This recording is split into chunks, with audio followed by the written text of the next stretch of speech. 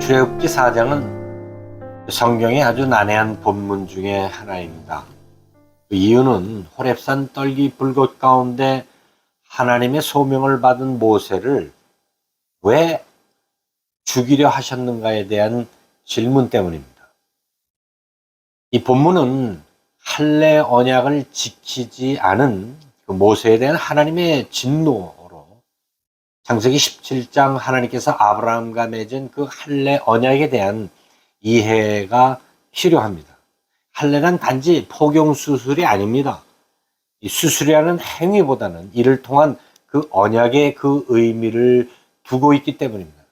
당시 애굽이나 가나안 사람들도 이런 시술을 행했지만 우리가 이를 두고 할례라고 말하지 않는 것은 그들의 그 시술은 하나님의 백성으로서의 구별도 아니고 또 피 흘림을 통해서 구원하시는 메시아의 그림자적 그런 시술이 아니기 때문입니다.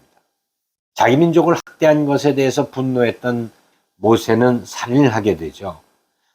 동족들의 지지는커녕 오히려 살인자로 지명수배되어 미디안 광야로 도망가게 됩니다. 그러던 모세가 어느 날 우물가에서 남자 목동들의 괴롭힘을 받던 여인들을 돕게 됩니다. 이것이 인연이 되어서 그 여인들의 아버지 르우엘이 모세를 집으로 초대하는 장면입니다. 아버지가 딸들에게 이르되 그 사람이 어디에 있느냐? 너희가 어찌하여 그 사람을 버려두고 왔느냐? 그를 청하여 음식을 대접하라 하였더라.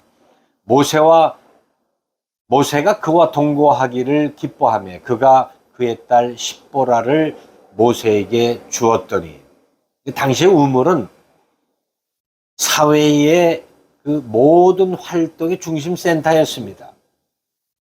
리브가도 라헬도 그 우물에서 하나님께서 예정하신 귀한 배필들을 만나게 되죠.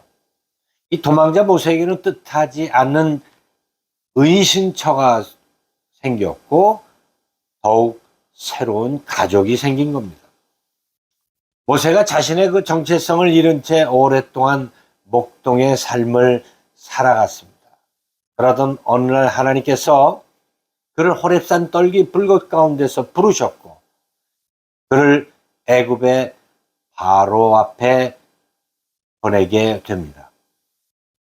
아내와 두 아들과 함께 애굽을 향하던 길에서 모세는 하나님이 자신을 죽이려는 그 위기를 맞게 되는데 이는 큰아들 게르솜에게 할례를 행하지 않은 것에 대한 하나님의 진노를 경험하게 됩니다.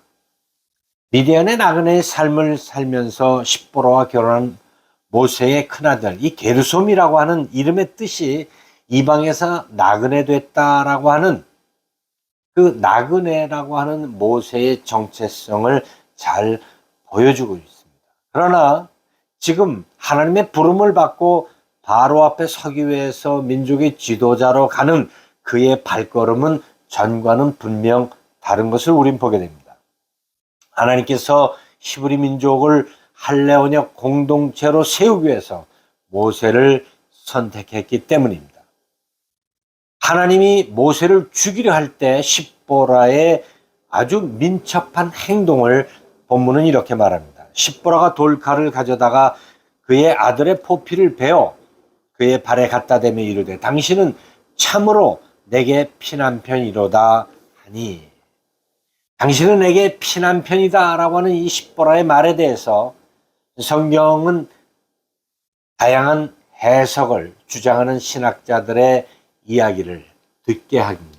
하나는 이 갑작스러운 할례를 통해서 피범벅이 된 아들의 처절한 울음소리에 막 십보라는 모세에 대해서 원망하는 마음으로 정말 당신은 내게 지긋지긋하고 끔찍한 남편이요 라는 뜻으로 외쳤다고 신학자들은 주장합니다.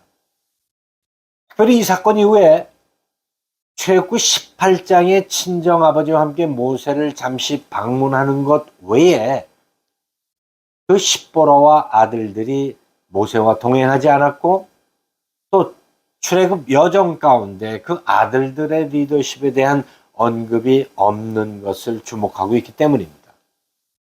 또 다른 신학자들의 해석이 있습니다. 그것은 이 큰아들을 낳고 할례를 행하려 하는 남편의 시도에 당시 미디안의 그 문화적으로 그 전혀 이해할 수 없는 그런 모세의 행동이었기 때문입니다. 또 상식적으로 이해되지 않는 것이 어린아이의 그 성기의 표피를 그 돌칼로 짜서 피를 흘리는 것에 대해서 십보라는 적극적으로 그 할례를 반대했을 것으로 보는 것입니다. 그러나 지금 하나님께서 바로 그 할례 때문에 모세를 죽이려 할 때 그녀는 과거의 그 사건을 기억했고 갑작스런 그 위기 상황에 십보라가 행동했던 것입니다.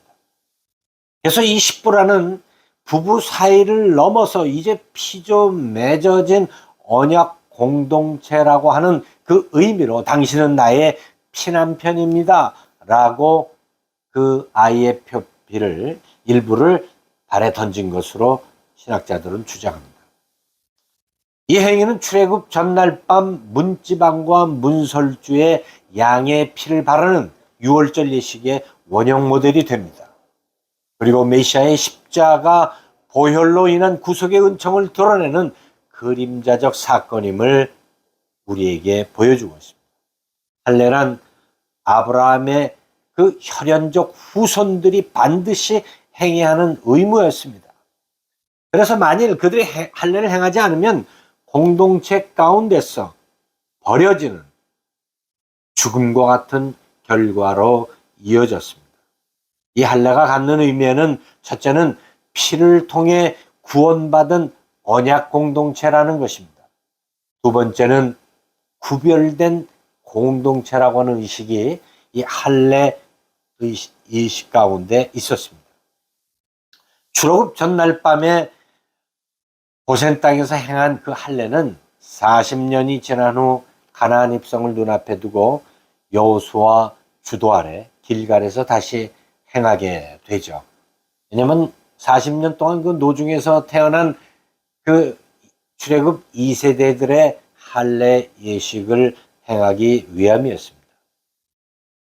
십보라의 결단은 결국 남편과 아이들 그리고 온 가족을 혈연 관계가 아닌 언약 공동체로 회복시키는 결과로 가져왔습니다. 하나님 모세에게 이스라엘 내 장자라 만일 내 아들을 놓아 나를 섬기지 못하게 하면 내가 내 장자를 죽일 것이다 라고 바로에게 전할 것을 출애굽기 4장 22절 이하에 말씀해 주셨습니다. 이처럼 하나님은 이스라엘을 장자로 여기셨기 때문에 그 할례 언약을 잊고 있었던 모세에게 진노했던 것입니다. 십보라가 모세와 헤어진 후에 두 아들에 대한 리더십에 대한 기록이 성경에 없고 또 그 십보라가 언약 백성의 삶을 살았는지 성경에 대해서는 침묵합니다. 그러나 이 사건을 통해서 우리에게 중요하게 도전하는 것은 언약 공동체의 가장 작은 단위가 가족이라는 사실과 이 가족을 구성하는 데 있어서 어머니의 그 영적 제사장의 역할이 얼마나 중요한지를 보게 합니다. 한 번은 예수님께 제자가 되기 위해서 찾아온 사람에게 이렇게 말씀하십니다.